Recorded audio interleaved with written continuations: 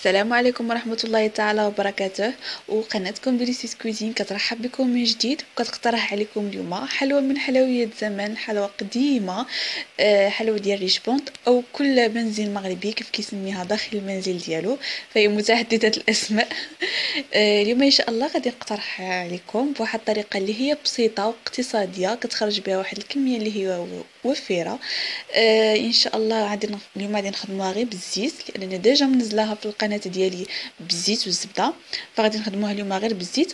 وكنظن ان هذه هي الطريقه القديمه اللي كانوا كيحضروا بها فقط بالزبده، فقط بالزيت عفوا.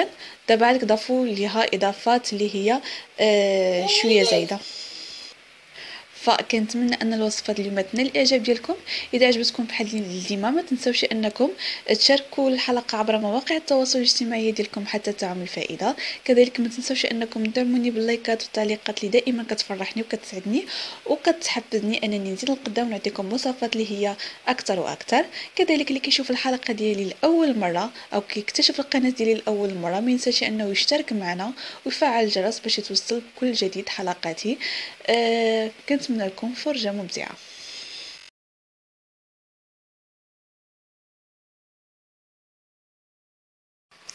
فبالنسبه للمقادير غادي نحتاجو 3 ديال البيضات متوسطين، غادي نحتاجو كاس الا ربع ديال السكر، كاس الا ربع ديال الزيت العبار بالكاس ديال العنبه، غادي نحتاجو كذلك 2 ساشيات ديال الخميره، انا عندي هذه ديال 7 غرام، وانتم غادي توزنوا المقياس اللي عندكم. وكذلك غادي نحتاجو القشور ديال البرتقال او قشور ديال الليمون. انا بالنسبه لي استعملت هاد القشور هادو اللي كنشطوا عليا في التحضير ديال المركز ديال البرتقال، وحضرناه مع بعضياتنا وحتفظت به في الكونجيلاتور. هادو هما اللي استعملت، قليل من الملح والدقيق حسب الخليط. فغادي نبداو بالتحضير ديال هاد الحلوه هادي. فغادي نهرسوا البيضات، كلشي غادي نعملوه في القصعه مع بعضياتو. غادي نهرسوا البيضات، غادي نضيفوا عليهم هذوك القشور ديال البرتقال، الملح، السكر، الزيت، غادي نخلطوا كلشي حتى غادي نشوفوا بان المكونات كامله انسجمت مع بعضياتها وهذاك السكر دخلنا في هذاك المزيج كامل صافي. وغادي نبداو نضيفوا هنايا تدريجيا الدقيق حسب هو ما رفدنا. غادي نعملوا الدقيق ثم غادي نعملوا الخميره وغادي نكملوا في التخليط ديالنا. فهنايا حاجه وحده خصنا اننا نعرفوها، وهو اننا ملي نكونوا كنخلطوا هذه الحليوه هذه ما خصهاش تكون قاصحه وما خصهاش تكون خفيفه، خصها تكون بين وبين. كذلك اننا غادي نوصلوا لواحد المرحله اننا حتى نوصلوا لليدين ديالنا عاد كنجيو نكملوا في العجن ديال هاد الحلوه هذه، بحيث بعض المرات كيكون هذاك الخليط باقي لاصق لنا في اليدين ديالنا وحنا كيجيب لنا الله بان العجينه باقي خفيفه وهي بالعكس كتكون راه هي تقالت، غير هذاك العجين الفائض كيبقى في اليدين ديالنا هو خفيف. فضروري اننا نغسلوا يدنا ونعاودوا نلموا العجينه ديالنا باش غادي يبان لنا الفرق واش ثقيله او لا قاصحه، ونستمروا في العجن ديالنا حتى غادي نحصلوا على هذا الشكل المبين في الفيديو. فملي غادي نحصلوا على هذا الشكل هذا وعلى هاد لا تكستور هذه، يعني ما قاصحه ما خفيفه، فحنا كنعملوا الصباع ديالنا ما كترجع لناش العجينه، فبالتالي هذا هو يعني ما غادي تخرج لي هكذا حنا بغيناها. غادي نكوروا على شكل واحد الكوارت اللي هما صغارين. ما نساوش اننا ديجا عملنا فيها الخميره، والخميره غادي تزيد تكبر لنا في الفران.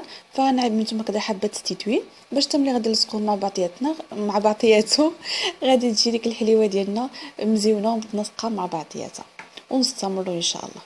فملي كنساليو الكويرات ديالنا كاملين كنعملوهم في واحد لاطا.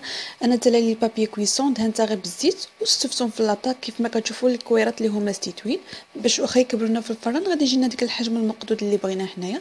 وغندخلوه على الفران كل واحد بالفرن ديالو اللي بغا، غير هو غادي ندخلوه على الفران اللي غادي يكون بارد باش طيبنا على مهله من التحت، ومن بعد عاد غادي نهبطوها لتحت باش تحمرنا حتى من الفوق. ما خصناش انها دغيا طيب، يعني تلهب لنا العافيه وتبقى من داخل خضراء. فملي كطيب لنا الحلوه ديالنا كندوزو للمرحله ديال التزيين. فعندي هنا واحد الكميه ديال الكونفيتور ديال النيش المشماش اللي كتكون جاريه، عندي كميه ديال المأزر وعندي كميه ديال الكوكو. والحلوه ديالي في طبيعه الحال اللي ديجا طابت وخليتها حتى بردت. بحيث انا هاد الخليط هذا غادي نحتاجو سخون. اذا كانت عندكم الحلوى اللي هي سخونه غادي تعملوا الخليط اللي هو بارد. انا حيت عندي العكس. بالنسبه للكميه فانا عملت عيني ميزاني، وانتم غادي تنسقوا على حسب الكميه ديال الحلوى اللي عندكم. غادي نخلطوا كلشي مع بعضياته وغادي نعملوه يغلى واحد شويه فوق العافيه. فملي غادي يغلى لنا غادي نجيبوا غادي نعملوا واحد الكميه ديال الحلوى ديالنا نعملوها في هذاك الخليط ديال الميملاده الكونفيتور، وغادي نخلطوهم مع بعضياتهم حتى تلبسنا جميع الكويرات بهذاك الخليط ديال الكونفيتور. من بعد غادي نلصقوا كل جوج مع بعضياتهم، وغادي نزولوا منهم الفائض ديال الخليط اللي كاين، وغادي نعملوه في الكوكو. غادي نفندوها كامله في الكوكو حتى غادي تلبسنا كاملين بهذوك الحبيبات. فغادي نعاود معكم وغادي تتبعوا المراحل عبر الفيديو. وتبارك الله هذه الطريقه دي راه كلشي كيعرفها، لان ما كاينش شي دار اللي ما غتقطعش هاد الحلوى هذه في المناسبات والاعياد، ولما لا في الايامات اللي هي عاديه. فكيف ما كتشوفوا انا كنلبس كل الكويرات بالحبيبات ديال الكوكو. وهنا كيبقى لكم نتوما الطريقه ديال التزيين كيف ما بغيتوها.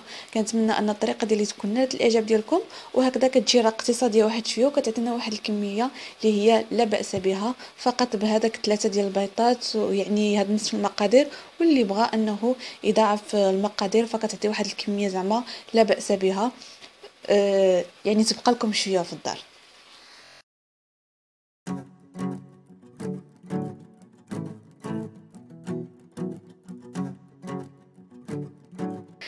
فهذا هو الشكل النهائي ديال الحلوى ديالنا. كنتمنى ان الحلقه ديال اليوم تكون نالت الاعجاب ديالكم وتطبقوها في منازلكم لما لا، وردوا عليا الخبر وقولوا لي كيف جاتكم. فبهاد المقادير هذه كتجي شويه مقرمشه على اللي بالزبده، ولكن كل ما خليتوها في كل ما كتبقى فهاد الحلوى دي معروفه انها كترطب وكتزيد كترجع لذيذه بزاف. فكنتمنى انها تكون نالت الاعجاب ديالكم. شكرا لكم على المتابعه. دمتم اوفياء لقناتي. نخليكم في امان الله مع وصفه مقبله باذن الله.